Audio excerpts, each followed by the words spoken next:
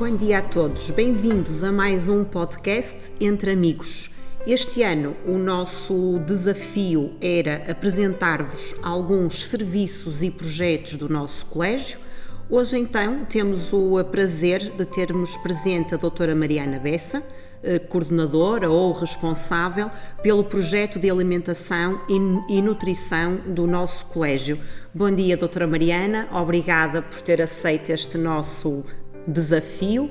Bom dia, eu é que tenho que agradecer o convite e dizer que é com muito gosto que estou aqui a conversar sobre este tema. O que despertou o seu interesse por nutrição, de uma forma geral? Então, desde pequenina que eu sempre gostei, como muitas das crianças, de brincar com cozinhas, supermercados e esse estilo de brincadeiras era algo que me agradava muito. Depois sempre gostei de ir a mercados com os meus avós, ia muito ao mercado de Bolhão e isso sempre foi uma coisa que me marcou e que me entusiasmou.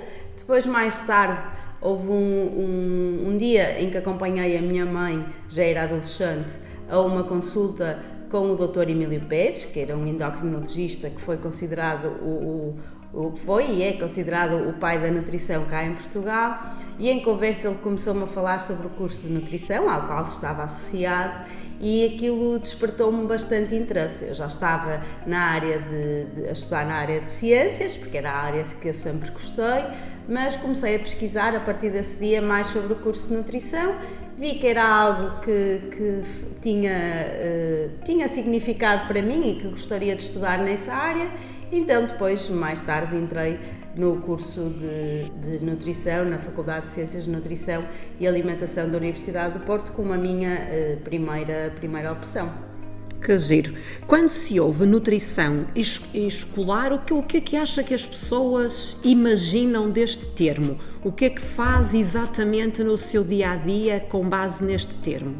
Então, acho que quando se fala em nutricionista escolar, a primeira imagem que vem às pessoas é as ementas, porque muitas das pessoas, principalmente quem tem filhos, vai associar ao nome que vê assinado na ementa e muitas das vezes achamos que o nutricionista que trabalha em âmbito escolar apenas faz isso, mas na realidade há muito mais para além disso para fazer.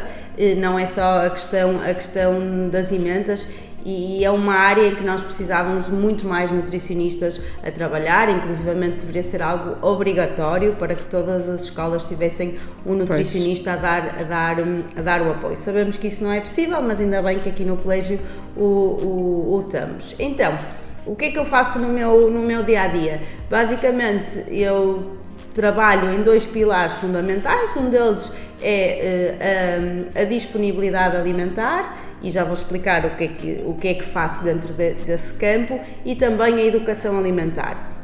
Dentro da disponibilidade alimentar faço obviamente as ementas, depois também a questão das fichas técnicas, tudo aquilo que acompanha as ementas sobre os ingredientes que devemos ou não utilizar, as quantidades, tudo isso.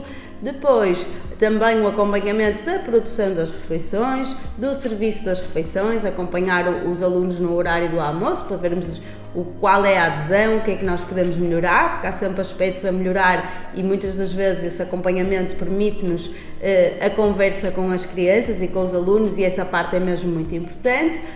E também aquilo que fazemos é a adaptação das ementas a situações de restrições alimentares, que sejam alergias, intolerâncias ou outras situações que são cada vez mais prevalentes. Depois, na questão da educação alimentar, as atividades que desenvolvemos com os alunos e com as crianças, que já temos no nosso plano anual de atividades, não só do Dia da Alimentação, mas outras iniciativas que temos vindo a desenvolver. Ações de formações para as equipas, que são muito importantes, não é? Porque acho que isso faz com que as pessoas, quando estão informadas, possam ter outro tipo de atuação e também funcionar muito depois como elo de ligação com casa, sendo importante também para esclarecer os pais, os encarregados de educação e as famílias sobre aquilo que está a acontecer também no colégio, e nesse sentido também temos ações destinadas às famílias, algumas só para os encarregados de educação, outras mesmo para crianças e também para os pais em simultâneo, e acho que de uma forma geral são esses os dois pilares, por isso já é algo que ocupa muito tempo e é um trabalho muito diversificado e não só a questão das emendas. Também dar apoio à equipa em dúvidas que possam surgir de casa e tentar ajudar e esclarecer e muitas das vezes então a questão de falar mesmo com os encarregados de educação quando vemos que há necessidade de articularmos melhor determinadas situações mais específicas, e isso tem vindo a acontecer. Pois, realmente é uma visão um bocadinho mais transversal do que aquilo que os pais se calhar se vão percebendo. Há quanto tempo é que está aqui no nosso colégio e como é que foi o seu percurso até chegar aqui? Então, aqui no colégio estou há 4 anos. Eu criei a Nutrir há 18 anos, por isso a Nutrir é uma entidade de consultoria em alimentação e nutrição. Já fiz muitas coisas diversas e já trabalhei em muitas instituições distintas. No início comecei por trabalhar mais em hotéis e spas, em que tinha alguns projetos de menus mais equilibrados, adequados ao público-alvo. Mais tarde tive também um projeto do catering corporativo, em que sentia que era uma necessidade de termos catering mais saudável, principalmente para reuniões do dia-a-dia, para congressos, para coisas que fazia sentido nós falarmos, estávamos um dia inteiro a falar sobre saúde e depois os caterings nada tinham a ver com aquilo que estávamos a tentar implementar ou modificar, por isso senti que isso foi uma necessidade e trabalhei durante essa área, tive esse projeto durante algum tempo. Depois também já trabalhei em várias empresas na área da promoção da saúde no local de trabalho. Em 2013 resolvi fazer um mestrado de Educação para a Saúde na Faculdade de Medicina e na Faculdade de Psicologia da Universidade do Porto, já porque essa área sempre foi a área que mais me cativou. E depois, como sempre gostei muito da questão da educação alimentar e também da parte da alimentação escolar, hoje em dia, passados 18 anos, praticamente a maioria dos meus clientes são creches, jardins de infância e colégios. Por isso, dedico-me quase em exclusiva a essa área, porque é a área que eu mais gosto e é a área também em que conseguimos sentir de uma forma mais ou menos rápida os benefícios do nosso trabalho e conseguirmos também perceber que esses benefícios vão ser muito importantes a longo prazo. Pois, é isso.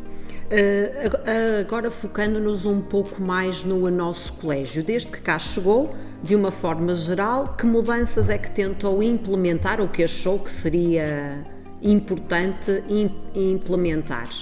Então, há assim alguns pontos que à partida nos pareciam que eram importantes nós tentarmos mudar um bocadinho.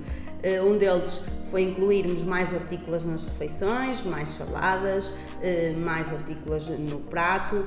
Outro foi introduzirmos uma maior variedade de peixes também, tentarmos diminuir a periodicidade dos fritos e dos produtos processados, foi outro dos desafios, e também algo que temos vindo a trabalhar é a maior diversidade nos lanches, nomeadamente, por exemplo, conseguimos introduzir a manteiga de amendoim, algo que não tínhamos até à data.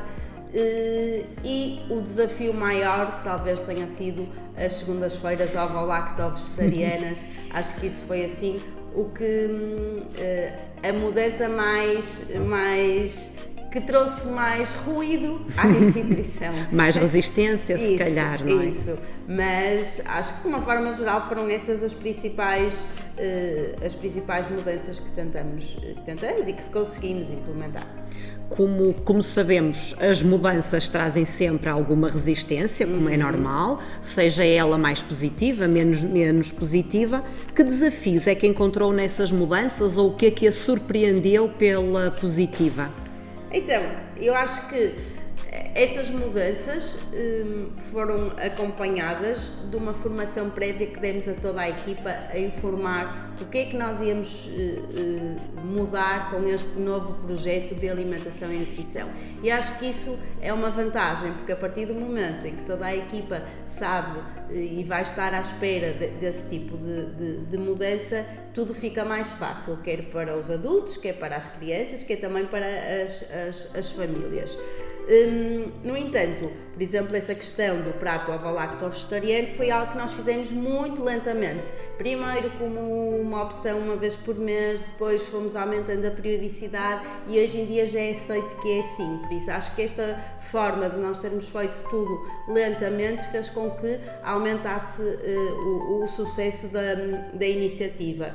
Também acho que não posso deixar de agradecer a toda a equipa que fez um esforço, desde a equipa da cozinha, à equipa das educadoras, dos auxiliares, dos professores, que fizeram um grande esforço para que isto corresse bem.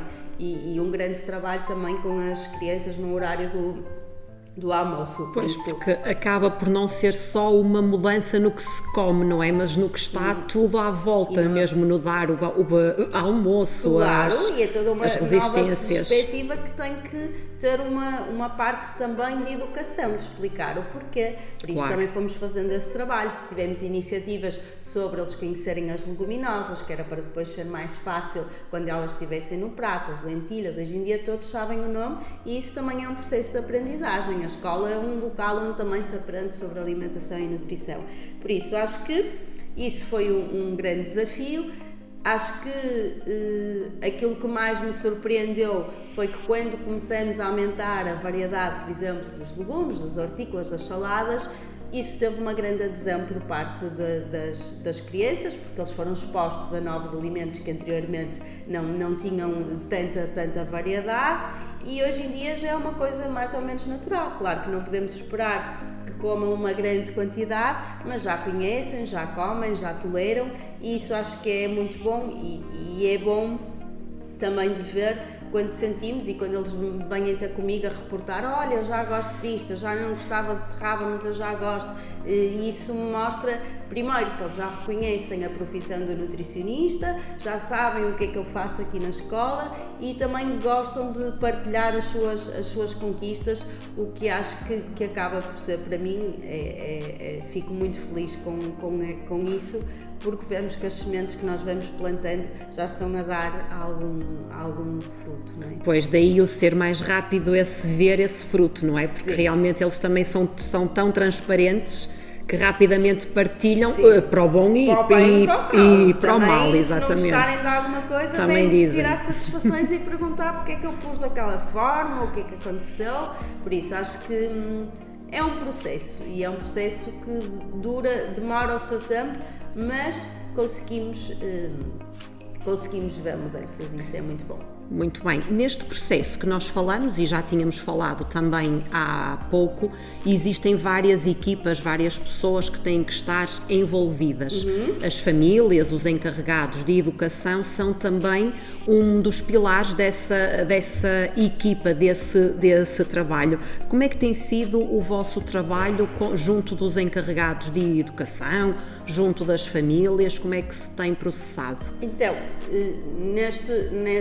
desde que cá estou, sinto que têm sido uns bons aliados neste processo, não é? No fundo, nós temos que estar todos a remar para o mesmo lado, senão não vamos conseguir chegar a bom porto. Nós temos desenvolvido algumas ações, como falei há pouco, os workshops, as palestras, e temos tido boa adesão dos encarregados de educação e das famílias.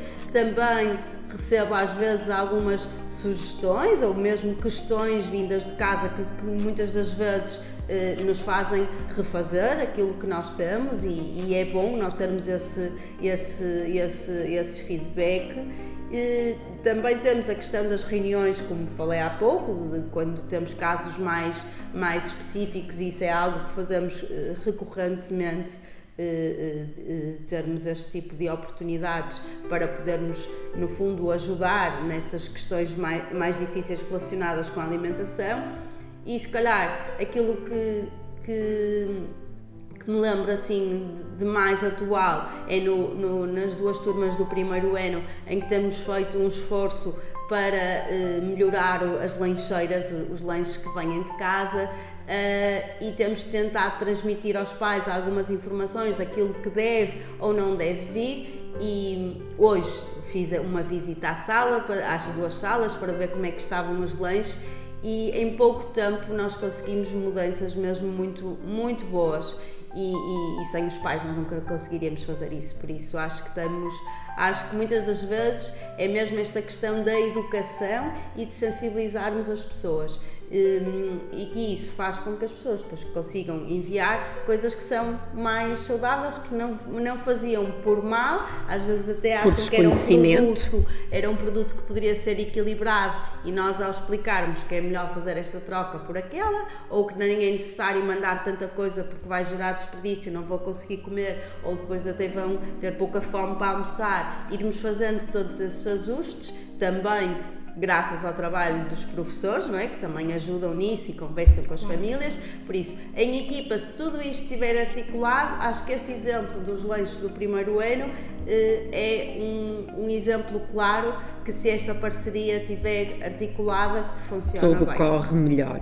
De uma forma geral, acredita que a nutrição, que uma alimentação saudável pode influenciar a aprendizagem e a concentração? Sim, claro que sim. Uma criança que, por exemplo, venha para a escola sem tomar o pequeno almoço, a sua capacidade de concentração, o seu rendimento não vai ser o mesmo de uma criança que tenha feito um bom pequeno almoço com alimentos que sejam saudáveis e que sejam um pequeno almoço completo também. Por isso, claramente que tem impacto, e devemos ter uma boa alimentação em qualquer fase da vida, mas pensarmos nesta fase das crianças é importante para o seu crescimento, para o seu desenvolvimento, é importante para a criação dos hábitos alimentares e também para a programação das doenças futuras. Por isso, temos aqui 3 pontos que são fundamentais.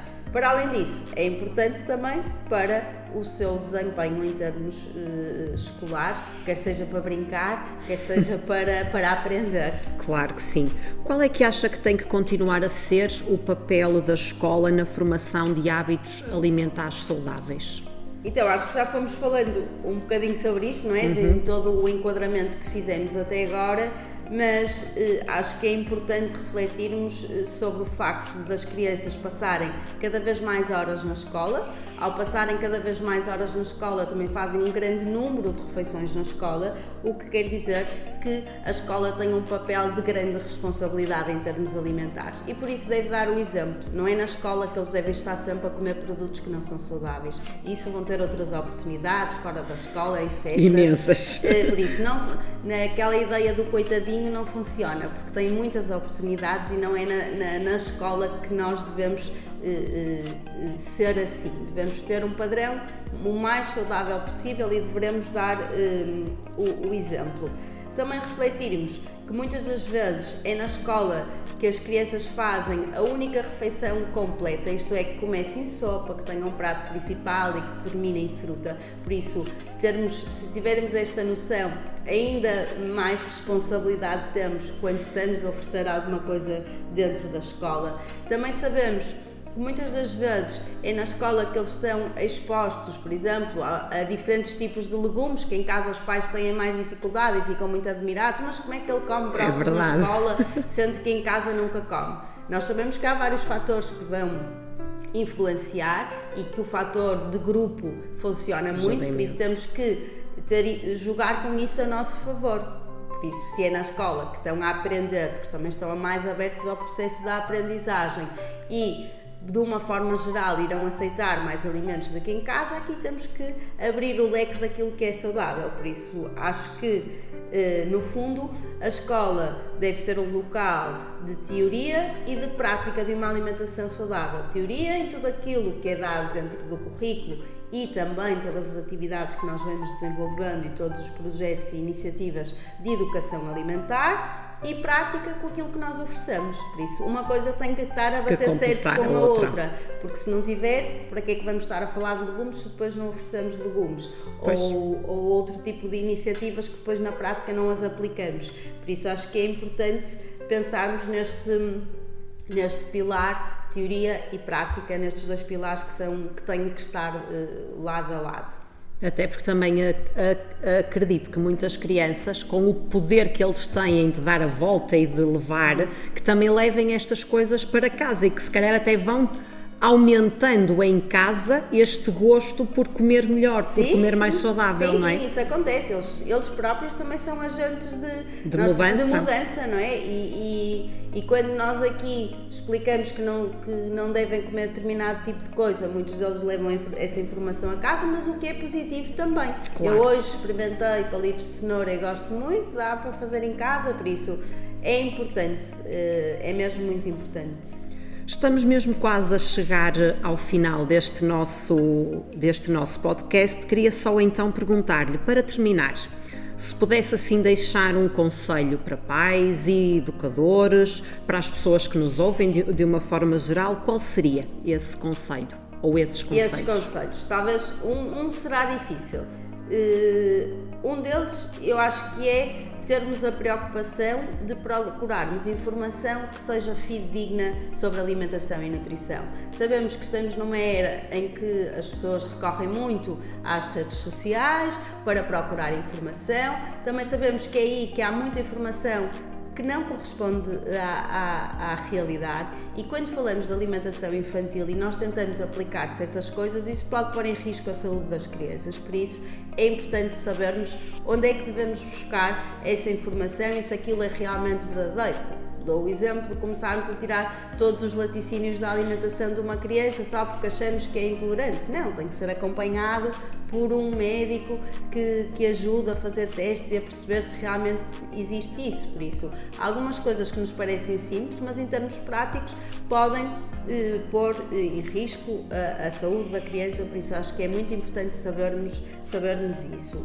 Outra coisa é que o processo da alimentação é um processo difícil, isto é, nós aprendemos a gostar dos alimentos, não é a primeira vez que experimentamos um alimento e que damos a uma criança que ela vai gostar, por isso temos que ter a noção, tem que experimentar às vezes 10 vezes até gostar. É importante as crianças terem noção disso, porque vão perceber que é uma aprendizagem, que hoje não gostaram muito, mas que podem experimentar e vir a gostar, mas também é importante que os adultos percebam isso, porque senão dão uma vez e deixam de dar, e deixar de expor ao alimento não vai gostar depois nunca mais, de certeza, não vai ajudar, não é? Por isso, acho que esses dois pontos são fundamentais.